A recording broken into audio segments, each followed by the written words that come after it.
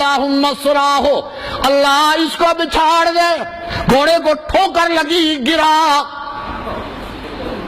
سمجھ نہ سکا، اس نے کہا شاید اتفاق سے گر گیا ہوں، پھر گھوڑے کو تھپکی دی، پھر بیٹھا، آگے چلا، پھر گرا، گھوڑا بھی گرا، یہ بھی گرا، میرے مصطفیٰ کریم نے بد دعا کر دی تھی اللہم سراہو، اللہ اسے بچھاڑ دے۔ اب وہ کیسے آگے بڑھ سکتا تھا؟ لیکن بڑا جنگجو، بڑا بہادر، بڑا دلیر تھا، پھر آگے بڑھا گھوڑے پہ سوار ہو کے۔ اب تیسری مرتبہ تو گھوڑا زمین نگلنے لگ گئی، سوار سمیت گھوڑے کے پاؤں زمین میں دھنسنے لگے۔ جب دیکھا کہ زمین مجھے کھائے جا رہی ہے، اب اس نے پیچھے سے آواز دی، او دو جانے والے سوارو، تمہاری بد دعا سے زمین مجھے نگلے جا رہی ہے، او دعا کرو میں بچ جاؤں، میرے لیے دعا کرو میں بچ جاؤں، میں تم سے وعدہ کرتا ہوں کہ کسی کو تمہارے پیچھے نہیں آنے دوں گا۔ رسول اللہ کھڑے ہو گئے، پیچھے مڑ کے دیکھا اور سمائلنگ فیس آپ نے فرمایا، کیف بک انت یا سراقہ اذا البست سواری کسریٰ، او تیرا کیا حال ہوگا اور سراقہ جب تیرے ہاتھوں میں کسریٰ کے کنگن پہنائے جائیں گے۔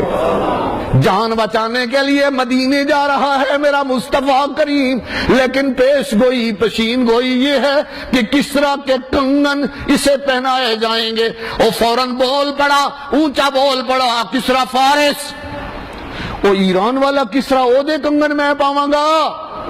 آپ نے فرمایا نام کسریٰ فارس، ہاں میں کسریٰ فارس ایرانی کسریٰ کی بات ہی کر رہا ہوں۔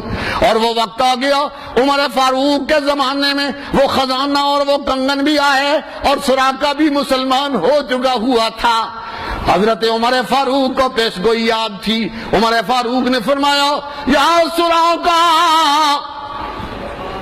سراقہ تک آواز پہنچی اور بول پڑا لبیک فداک ابی و امی یا امیر المومنین، میں حاضر ہو گیا امیر المومنین، میرے ماں باپ آپ پر قربان ہو جائیں۔ سراقہ تعال بسرعہ، جلدی جلدی آ، میرے ہاتھوں سے میرے مصطفیٰ کریم کی پیش گوئی پوری ہونے لگی ہے۔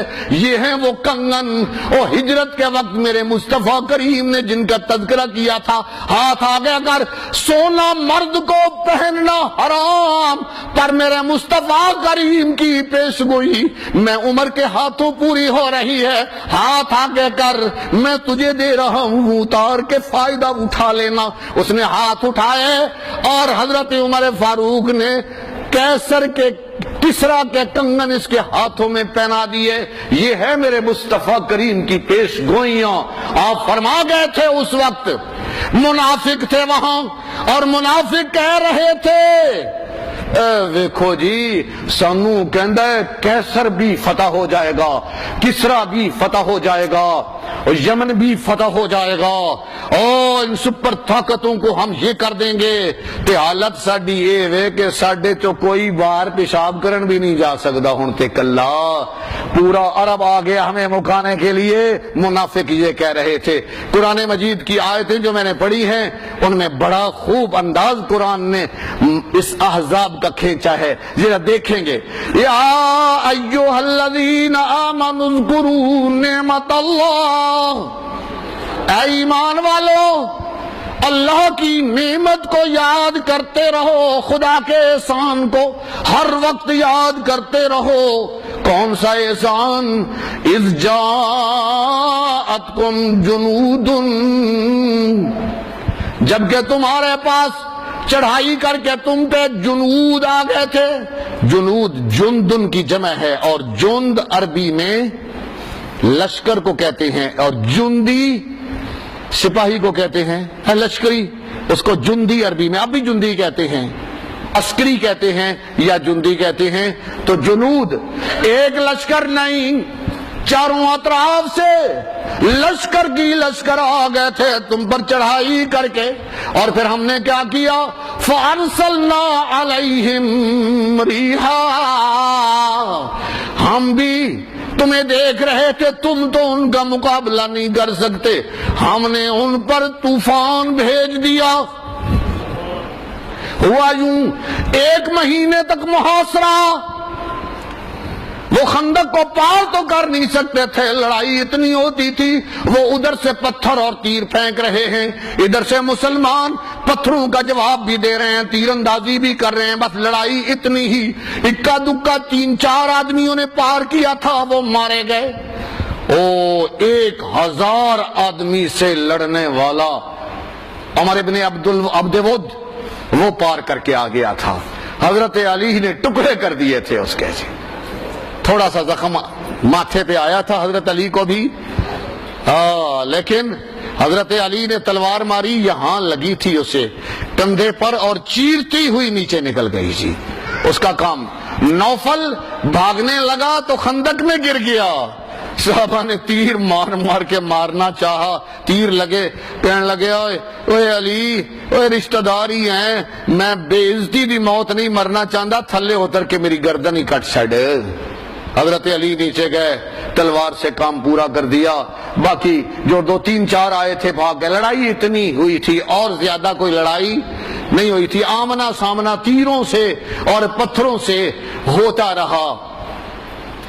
1 مہینہ گزر گیا، اب میرے اللہ نے ایسا انداز بنایا کہ بنو غطفان کا ایک رئیس اور سردار نعیم ابن مسعود ثقفی وہ رسول اللہ کے پاس آ گیا، وہ سردار تھا، آگے کہنے لگا دیکھتے ہی اشہد ان لا الہ الا اللہ وانک رسول اللہ، میں گواہی دیتا ہوں اللہ کے سوا کوئی معبود نہیں اور آپ اللہ کے سچے رسول ہیں، اور ساتھ ہی عرض کی میں مسلمان ہو چکا ہوں، کسی کو پتہ نہیں، میرا کسی کو بھی میرے اسلام کا کوئی پتہ نہیں، اور میں چونکہ غطفان کا سردار ہوں، قریظہ یہ یہود جو اندر سے آپ کے دشمن ہیں، یہ بھی اور وہ بھی، یہ سب اکٹھے ہو رہے ہیں، میری کوئی ڈیوٹی لگائیے تو میں معاملہ درست کر دوں گا۔ رسول اللہ صلی اللہ علیہ وسلم الحرب خدعہ، جنگ تو ایک دوسرے کو دھوکہ دینا ہی ہوتا ہے نا، جنگ جیتنے کے لیے تو دھوکہ، دشمن کو اس طرح دھوکے میں ڈالو کہ اسے سمجھ ہی نہ آئے ہمارے ساتھ کیا ہو گیا ہے۔ آپ نے اتنے لفظ فرمائے، میں جا سکتا ہے جو تیرے جی میں آئے کر۔ یہ سیدھا بنو قریظہ کے پاس چلا گیا، اندر مدینے کے مارے آستین جو بن چکے تھے، معاہدہ تھا اور معاہدہ توڑ دیا تھا انہوں نے۔